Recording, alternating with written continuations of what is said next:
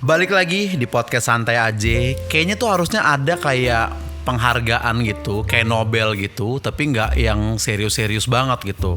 Kan kalau Nobel kan yang dapat kan serius-serius banget kan, Dalai Lama, Einstein gitu ya kan. Einstein ya, bukan Epstein ya. Kalau Epstein bukan Nobel, dia no doang gitu. Temposnya harus adanya kayak Nobel yang agak santai, tapi tetap ngasih penghargaan ke orang gitu. Tapi jangan seserius Nobel, namanya misalnya Kobel gitu. Nggak, jangan, itu jorok ya. Tapi mas gue kayaknya harus ada penghargaan itu. Dan kalau ada penghargaan itu, menurut gue yang harus dapat salah satunya adalah orang yang bikin cone es krim. Tau gak lo? Cone yang jadi es krim yang cone bisa dimakan gitu, kayak es krim McD gitu. Gue kemarin kan beliin es krim buat bini gue gitu. Gue juga lupa brand es krim apa yang gue beliin, tapi pokoknya dia tuh yang es krimnya di dalam gelas. Terus abis lo mesen, dia ngasih itu sambil dibalik gitu sama dia gelasnya. Jadi untuk nunjukin bahwa es krim itu nggak tumpah gitu. Gue juga nggak tahu kenapa dia begitu gitu. Gue nggak nyuruh ya. Gue nggak bilang, bentar tuh es krimnya tumpah nggak? Kalau saya balik, kalau tumpah saya nggak mau bayar. Coba gini dulu dong. Gue nggak bilang gitu. Dia ngelakuin aja gitu. Silahkan kak gitu. Dan gue ada kagetnya karena gue kayaknya sebelum nikah nggak pernah gue beli es krim yang kayak gitu pas dikasih. Jadi gue rada shock juga ngelihatnya. Dan mbaknya juga nggak excited gitu. Nggak yang silahkan kak. Nggak deh, kayak silahkan kak gitu. Dia kayak udah males juga ngejalanin SOP ini kayaknya. Tapi mungkin ada bosnya di belakang di kantor yang kayak setiap kalian nyajiin es krim kita, balik gelasnya supaya pelanggan tahu kalau es krim kita tuh kuat gitu. Maksud gue ya elah, ya udah sih bos. Iya udah, es krim lu kental. Iya sombong banget lu. Nggak boleh marah-marah sama penjual es krim ya, karena es krimnya juga enak banget waktu itu sebenarnya. Nah intinya abis gue beli es krim itu, gue jalan balik nih ke apartemen gue gitu kan. Abis itu gue ngeliat ada anak kecil lagi makan es krim cone gitu, es krim yang cone-nya bisa dimakan gitu kan. Gue tempelin anak kecil, boykot McD dong, gue bilang gitu. Bapaknya gue toyor gitu ya kan. Enggak lah, nggak mungkin itu ya. Tapi intinya gitu. Pas gue lihat bocil itu makan es krim, dia tuh es krimnya tuh udah habis, jadi dia lagi gigitin cone-nya gitu kan. Ya udah, gue juga nggak nyimak banget lah. Gue cabut pulang gitu, gue taruh di apartemen es krimnya. Terus ya udah gue beraktivitas. Terus gue nggak tahu jam berapa bini gue makan es krimnya, dibuang ke tempat sampah. Nah pas malam gue mau buang sampah dari kamar apartemen gue ngelihat bekas gelas sama sendok plastik dari si es krim yang gue beli tadi. Terus gue jadi keinget bocil yang gue lihat tadi sore gitu kan. Gue mikir kayak bocil tadi makan es krim juga nih, sama kayak bini gue. Tapi bocil ini es krim dia nggak ada sampahnya, nggak ada bekasnya, lenyap aja gitu kan, karena cone-nya dimakan sama dia. Bayangin orang yang bikin es krim cone pertama kali ini, orang yang dapat ide gitu kayak gue bikin aja es krim yang tempatnya bisa dimakan juga gitu. Dia udah nyelamatin dunia ini dari berapa banyak sampah, coba bayangin, tanpa dia sadari. Kalau hari ini ada 100 juta orang yang makan es krim pakai gelas kayak bini gue tadi, berarti ada 100 juta sampah gelas dan sendok plastik baru ya kan. Tapi kalau ada 500 juta orang makan es krim pakai cone, ya dunia baik-baik aja, nggak ada sampah baru sama sekali. Betapa berjasanya sih orang yang bikin es krim cone pertama kali ini ya kan. Mungkin tanpa dia sadari dia udah ngebantu kita mencegah global warming gitu loh. SJW yang khawatir penyu di laut pada nelan plastik tuh harusnya ngasih penghargaan ke orang yang bikin es krim cone ini gitu. Bayangin, kita kan selalu dihimbau kan, buanglah sampah pada tempatnya gitu. Sampai di mall tuh tempat sampah tuh udah dibagi jadi berapa kategori gitu sekarang. Nah pembuat cone ini nggak perlu ngehimbau, dia nggak sediain sampahnya buat kita. Jadi kita nggak mungkin nggak buang sampah pada tempatnya, karena emang nggak ada sampahnya. Kan gokil kan? Masa dia nggak dikasih penghargaan apa-apa orang ini gitu? Kenapa dia nggak terkenal gitu loh? Ini satu dunia loh.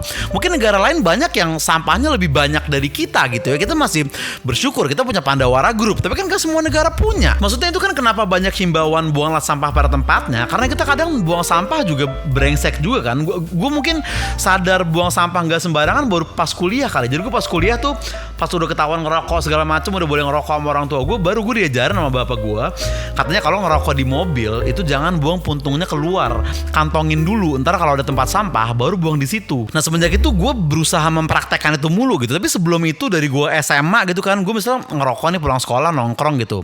Nah tempat sampah sebenarnya ada kelihatan sama gue, tapi rokoknya malah kadang gue sentil aja ke aspal, atau gue taruh di aspal terus gue injek gitu. Terus itu yang bersihin Siapa nanti yang nggak tahu anak SMA brengsek ini nggak kepikiran. Dan itu baru rokok loh. Kalau kita hitung-hitung dari belakang gitu, berapa banyak gelas plastik kita buang ke got, tisu kita buang ke got gitu. Sekarang sih gue agak berusaha ngurangin, tapi kan dulu kan bodo amat gue main gitu-gitu. Nah hebatnya ice cream cone ini, kalau produk dia dibeli sama orang yang emang cuek parah, pemalas banget, nggak peduli sama bumi ini, nggak bawa tumbler kemana-mana, nggak cinta sama global warming segala macem. Kalaupun dia dibeli sama orang secuek itu, ya tetap orang itu nggak akan buang sampah sembarangan karena nggak ada sampahnya. Jenius kan? Ini gue bukan SJW ya, gue juga nggak terlalu peduli sama bumi ini. Nggak, maksudnya gue peduli sama bumi ini, tapi gue juga bukan yang kayak ngelihat temen buang sampah sembarangan kayak global warming, taruh. Gue juga nggak kayak gitu juga. Gue cuman mengagumi jasanya si pembuat ice cream cone ini. Terus gini, gue tuh kadang ada kebiasaan jelek sama bini gue gitu. Kita makan di restoran nih, abis itu kita mesennya tuh kebanyakan sehingga makanannya nyisa kan. Jadi kita take away gitu, mas saya mau bungkus ya gitu. Makanannya kita bungkus, habis itu gue taruh di kulkas di apartemen ini dengan pikiran kayak besok deh gue makan gitu ya kan. Nah ternyata besoknya nggak gue makan, bini gue juga nggak makan juga. Besoknya gitu lagi tuh, nggak ada yang makan, lama-lama sampai kayak seminggu gitu. Kita udah takut itu basi lah. Akhirnya gue buang lah makanannya. Itu kan udah selain mubazir, itu juga nambah sampah juga ya kan. Nah itu kebiasaan jelek gue sama bini gue tuh yang berusaha lagi gue kurangin juga. Nah tapi di ice cream cone ini itu nggak ada kejadian kayak gini. Lu nggak bisa take away ice cream cone. Dia kayak bilang, lu pesen sekarang, lu abisin sekarang. Itu namanya tanggung jawab. Kan gitu seakan-akan. Dan gini ya, es krim tuh kan banyak yang makan anak kecil kan. Anak kecil tuh banyak yang suka es krim gitu. Nah mungkin ice cream cone ini, nih sorry kalau agak filosofis sedikit ya, tapi ice cream cone ini jangan-jangan itu tanpa disadari juga ngajarin ke anak-anak kecil ini bahwa kayak ya di hidup ini tuh lu nggak bisa cuma dapat manisnya doang gitu. Kalau anak kecil lu kasih es krim yang di gelas itu kan bener-bener es krim semua isinya, manis semua gitu kan, nggak ada yang tawar di situ, manis semua rasanya. Nah tapi kalau ice cream cone kan nggak kayak gitu kan. Jadi anak kecil yang makan ice cream cone itu juga bisa mikir kayak, oh ada yang manis, ada yang tawar ya, ada yang lembut, ada yang keras di sini. Mungkin kehidupan juga kayak gitu kali ya. Di pekerjaanku nanti, di pernikahanku nanti, ketika gue dewasa, jangan-jangan kayak gitu kan? Jangan-jangan tanpa kita sadari kayak keikhlasan kita atau mental kita menghadapi masalah gitu. Jangan-jangan ada 0, sekian persen itu kita dapat dari pengalaman kita makan es krim cone waktu kita kecil, jangan-jangan. Karena kan itu kan cone itu kan tawar kan biasanya. Padahal kan dia bisa aja bikin cone-nya manis. Bisa dong, gampang pasti buat mereka. Mereka aja bikin es krim gitu. Perkara masukin gula ke dalam cone pasti gampang banget buat mereka. Tapi kan mereka gak ngelakuin itu. Berarti mereka mikir di kantornya kayak, kalau es krimnya udah manis terus cone-nya kita bikin manis juga, apa pelajaran hidup yang kita bagiin ke anak-anak kecil ini dari produk kita? Gitu ibaratnya, keren banget gak sih? Dan gini, anak kecil tuh kadang tuh kalau makan tuh suka lama gitu ya kan. Gue pas masih kecil banget tuh misalnya makan disuapin sama nyokap gue, terus gue tuh sambil main gitu, sambil lari-larian lah atau sambil main-mainan gitu. Jadi gue tuh makannya tuh lama gitu ya kan. Nyokap gue tuh sabar banget nungguin gue selesai makan disuapin tuh, sabar banget gitu. Makanya gue tuh sayang banget sama nyokap gue. Kita gak boleh durhaka sama ibu kita semua ya guys ya. Untuk Gen Z nih, stop maki-maki orang tua kalian di second account. Lu inget lu dulu makan disuapin sama mereka, lu goblok. Nggak, sorry, jangan ke situ intinya. Tapi intinya gini, anak kecil kalau makan itu suka lama. Tapi kalau mereka makan ice cream cone, mereka nggak bisa sambil main gitu. Mereka nggak bisa sambil lari-larian, nggak bisa. Mereka harus langsung abisin gitu. Kalau gue itu akan meleleh dan menghilang dari tangan lu gitu ya kan. Kalau lu banyak nunda, kalau lu kebanyakan mikir, kalau lu nggak langsung gas, dia akan lepas dari tangan lu. Sama seperti kesempatan dalam hidup ini gitu. Bener gak? Ini banyak pesan-pesan terselubung nih di belakang ice cream cone ini. Terus lu pernah gak misalkan punya temen bikin coffee shop gitu, terus dia ngeluh ke lu kayak, banyak banget nih tamu-tamu gue yang mereka mesen kopi cuma 1, terus nongkrongnya 5 jam gitu. Mahasiswa-mahasiswa skripsian biasanya tuh yang suka dijudge kayak gitu tuh. Gue juga waktu skripsian kayaknya beberapa kali jadi pelaku juga. Gue sama temen gue skripsian, kita mesen kopi 1 doang tapi nongkrongnya tuh lama gitu. Dan kita gak ngerasa malu karena ada kopi di gelas kita. Jadi ketika orang lain ngelihat itu, kita bisa disangka baru mesen, padahal kita mesen udah 3 jam yang lalu. Sehingga gak ada rasa malu di kita pada waktu itu. Tapi coba kalau gimana kalau tempat itu cuman ngejual ice cream cone doang. Kan gak terjadi masalah ini kan. Itu mahasiswa tuh, gue sama temen gue bakal malu kalau 5 jam di kafe di meja kosong, pasti malu kita. Dan es krim cone gak bisa kita diemin 3 jam, harus langsung dihabisin. Jadi ini bisa menjadi solusi untuk ya coffee shop ini juga gitu. Dan juga gini, gue tuh sering kayak misalnya makan sambil nonton Netflix gitu, atau kayak dengerin podcast misalkan. Yang gue juga denger katanya itu gak terlalu baik sebenarnya. Gue juga gak tahu apa ya, gue bukan psikolog, tapi katanya kayak lu makan sambil nonton tuh kurang baik lah, entah karena apa gue juga gak tahu, tapi ada yang percaya kayak gitu. Nah tapi lu jarang kan ngelihat orang makan ice cream cone itu sambil main HP atau sambil ngapain gitu, jarang kan, karena lu harus fokus makan gitu. Sambil nyetir aja tuh susah. Jadi secara gak langsung ice cream cone ini juga ngasih waktu kita untuk istirahat dan rehat sejenak dari gadget kita gitu loh.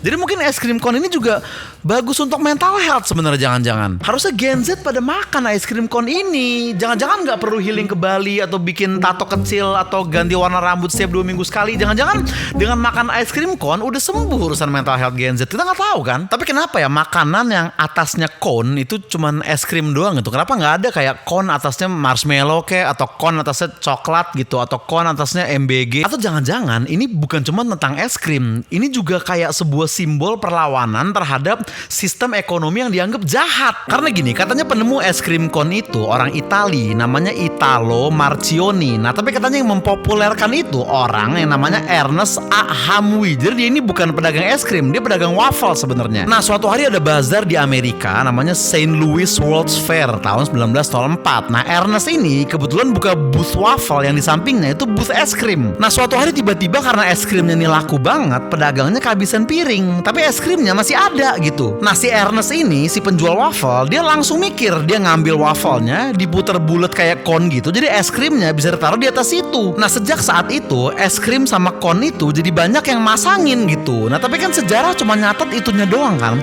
Kita kan nggak tahu isi hatinya Ernest sebenarnya kayak gimana saat itu. Karena di tahun segitu di Amerika itu kebetulan lagi ada resesi ekonomi juga, lagi krismon waktu itu. Nama peristiwanya tuh Rich Man's Panic. Jadi stok saham tuh anjlok segala macem. Mungkin yang secara nggak langsung bikin pedagang es krim ini susah beli piring juga karena harga piring mungkin naik. Nah mungkin Ernest sebel di situ. Gila, gara-gara orang-orang kaya di bursa saham sana, kita para pedagang yang jadi ikut-ikutan repot. Nih nggak bisa begini nih.